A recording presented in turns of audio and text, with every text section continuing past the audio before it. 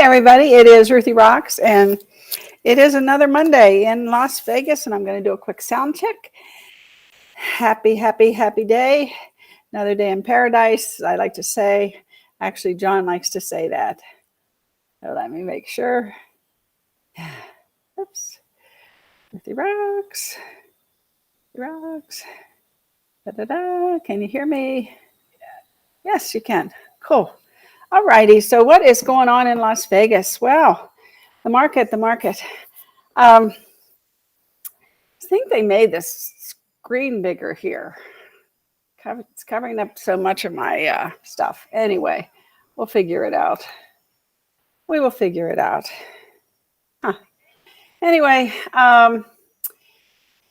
good news is that we're averaging 133 homes sales a day.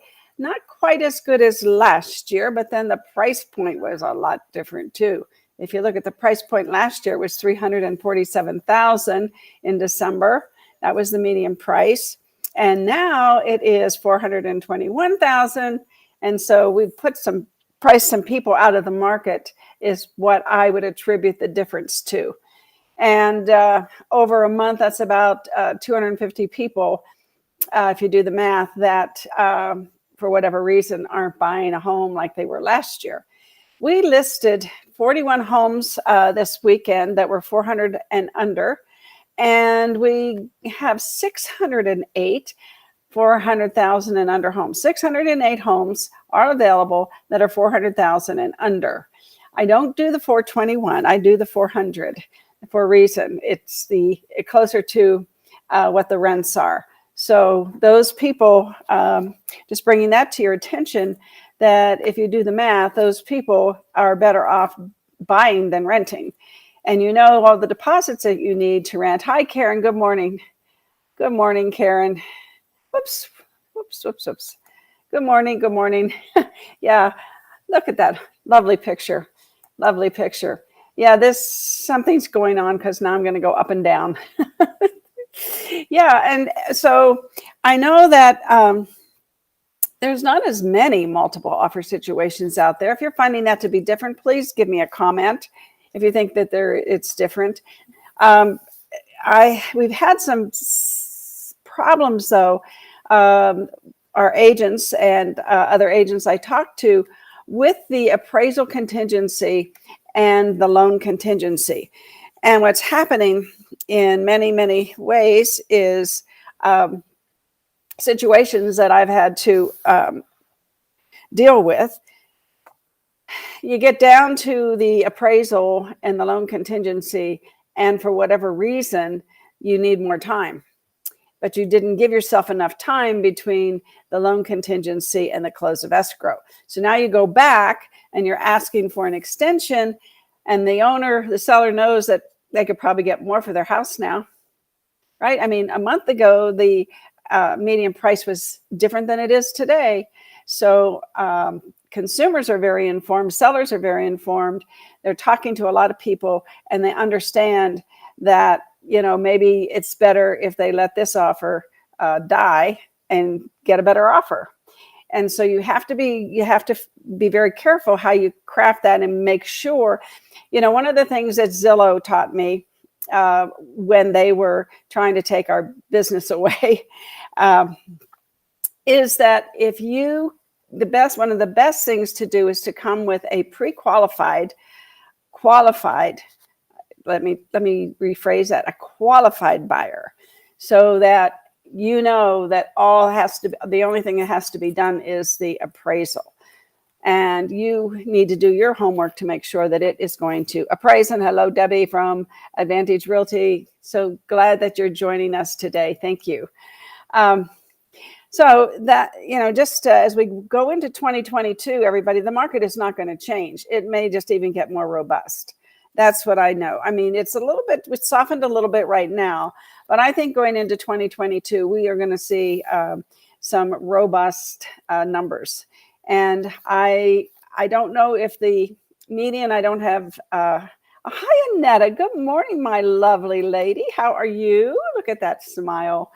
I don't know if, I I don't know about the interest rates. The interest rates might keep the median price down. But anyway, that would be some changes.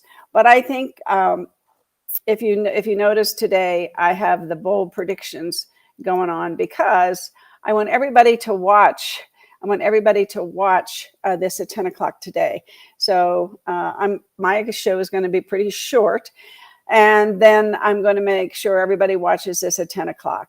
And I think that I can actually broadcast it from my group. I'm not positive about that because I haven't tried that. But I will give you all the link if that's not possible. So, Buffini is going to tell us what is going to happen in 2022. And he bases his bold predictions on NAR's chief economist, on the head of the Federal Reserve, the head of the Federal Reserve and the loan. Like he goes to Bank of America, he goes to the big banks and finds out exactly what's going to happen. So we want to make sure that we tune in for that. So I'll shorten my show so that you all take the time at 10 o'clock to watch him. But I do want to talk about something today. One of the things is that Jimmy Dague is going to do the disclosures class this afternoon from 2 to 5. And, you know, you have to take 2 contracts classes. So I would really, this is something that we just wrote, or he just wrote. I don't contribute. Good morning. Good morning. I don't contribute as much as Jimmy does to the classes. I just kind of do the logistics and some of the other things that the division requires. But he really actually writes the class, and he's always changing it, which is what I love. He doesn't change the objectives because the division wouldn't like that, but he does make the objectives relevant to what's going on in our market. So if you can make it today from 2 to 5, you can still sign up at bee.vegas. It's a great class. And we just took this picture of Jimmy the other day. And he doesn't like it.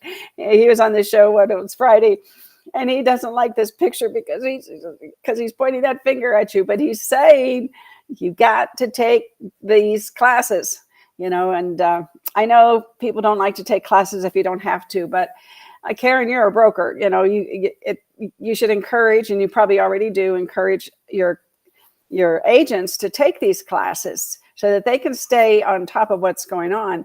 And the people that take the classes, they're contributing to what their experiences are in this market.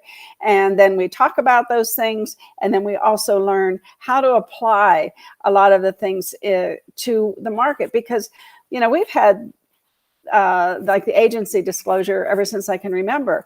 But now it's becoming a little bit more important than it used to be. So there's a lot of reasons why. And a lot of it has to do with the temperature of our market and the dynamic of the market and all those things that are changing, like I was just mentioning earlier. So I'm not going to take a lot of your time, but I do want to talk a little bit today. Let's see if I can. Yeah, there we go. You know, this is the book that I'm recommending everybody read. And I think it was Jennifer in class the other day said she couldn't find it on Audible. I found it on Audible. And so you can get this and listen to it. So if you work out or if you walk or if you just, you know, sometimes my eyes get tired because I do so much research. My eyes do get tired. So I like to listen to some of these books. So I found it on Audible, but I want to read today the chapter, which is chapter 5 on empathy. And I'm just going to, yes, look there, Karen. Yes. And I teach a forms class every week and discuss our various forms. That is super. You know, you are helping them and you're helping of course, you know, your liabilities are being reduced when you do that. So kudos out to Karen. She's a fantastic broker. Let's talk about empathy. And Gary Vee says the ability to understand and share the feelings of another. Now, doesn't sound like rocket science, right? The ability to understand and share the feelings of others.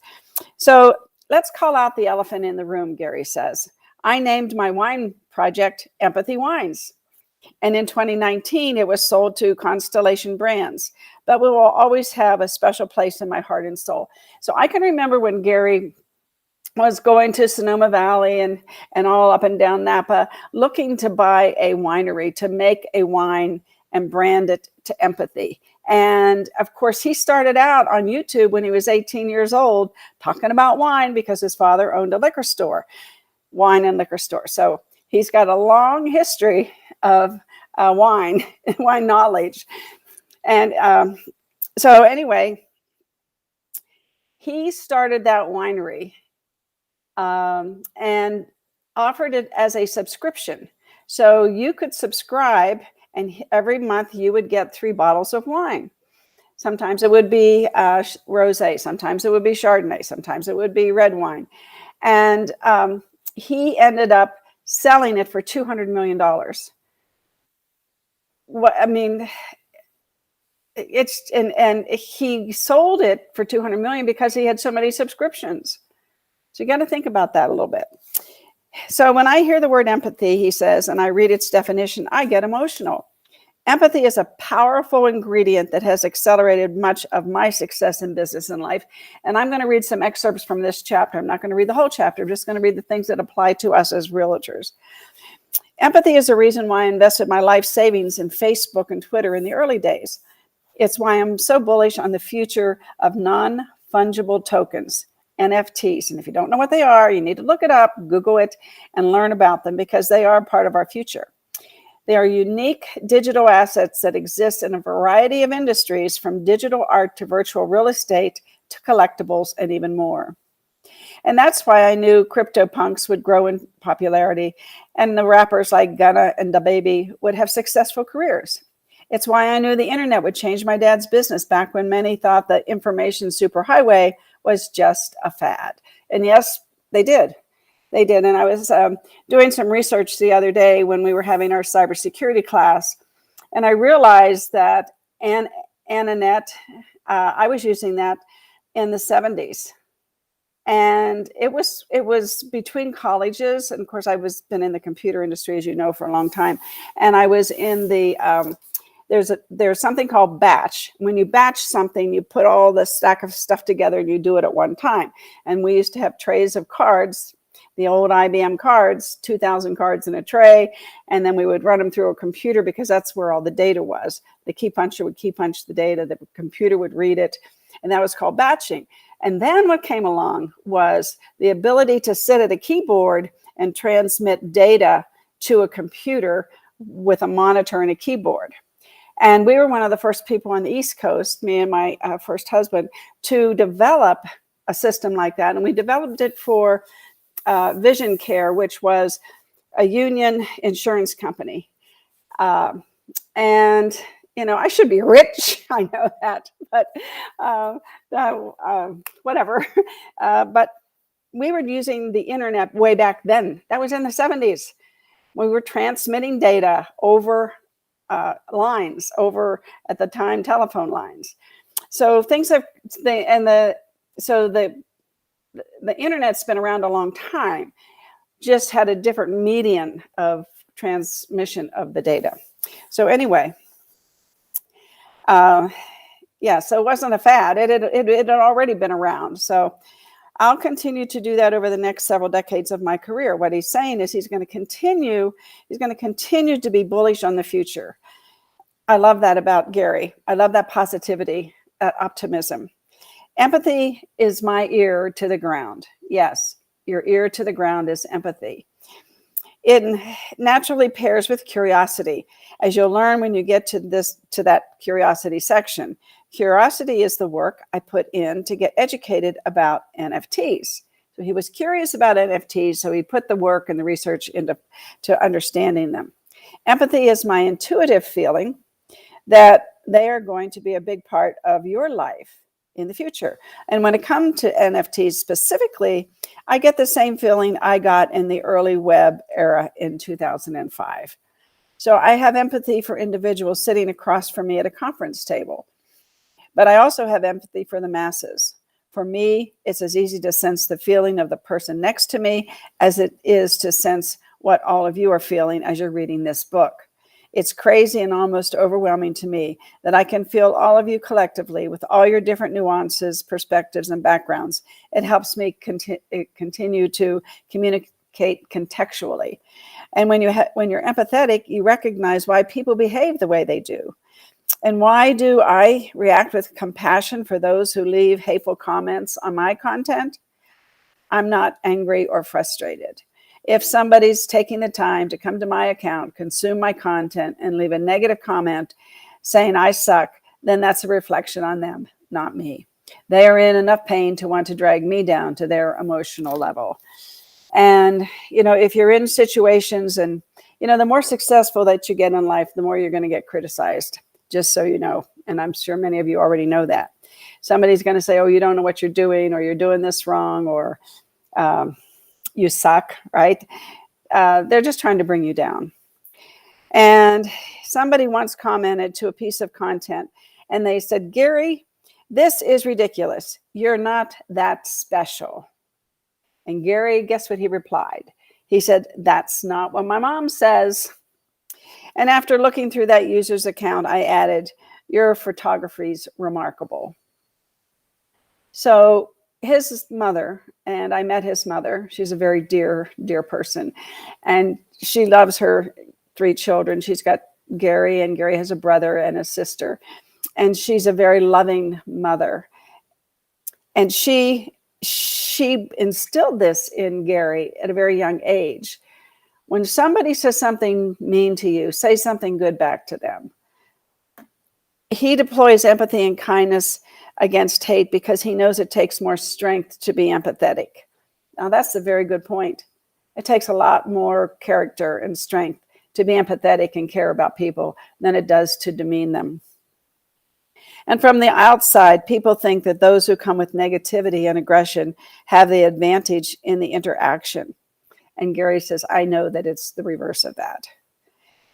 So empathy is the ingredient that provides the answers to the test. When you feel how another one is feeling, you developed an extraordinary ability to manipulate human beings. Now that sounds a little like maybe not, it's not negative. Manipulation can be a good thing. And he says, I believe it's the ultimate superpower. You can create carnage with it. That's the bad part, of course, of manipulation.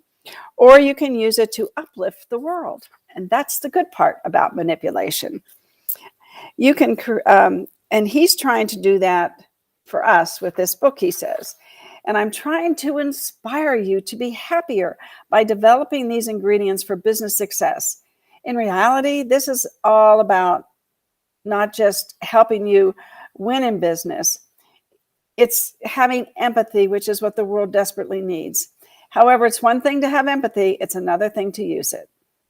There are mothers and fathers and CEOs and managers and leaders out there who have the capacity for empathy at the highest levels, yet they themselves are insecure, so they hold back. One last thing I will say this morning in this chapter, the last paragraph. He says, empathy is like a cheat code in business and life. I actually think it makes the other 11 and a half ingredients easier to use. You can handle any situation if you can feel the feelings of others that are involved. And again, gratitude, self-awareness, accountability, optimism, empathy, chapter 5, kindness, chapter 6, tenacity, curiosity, patience, conviction, humility, ambition, and his half is called kind candor. Great book, very insightful. And I don't have a problem reading it to you all because it's easy to understand. There's some people that write books. I think Stephen Covey sometimes is hard to, he doesn't go down to the basic level, in my opinion, like Gary, just to compare one against the other. Gary goes down to the very basic level, and he's a very down-to-earth human being. So that's it for today. I am going to go get the Buffini predictions, find how we can put it on the group, or I can send you the link for it. Listen, it's Monday. which Christmas is what, 12 days away. 2022 is 18 days away. So please, let's get our goals and plans together for 2022 and make it a banner year. And we're going to continue. We're going to change a little bit about the show. We're going to do some different things in 2022, hopefully to help everybody. I love you all. I love you from the bottom of my heart. I appreciate when you tell me things and you chat and you comment. It just makes it all worthwhile for me. I'm very grateful. Thank you all. And I love you. And come to class today.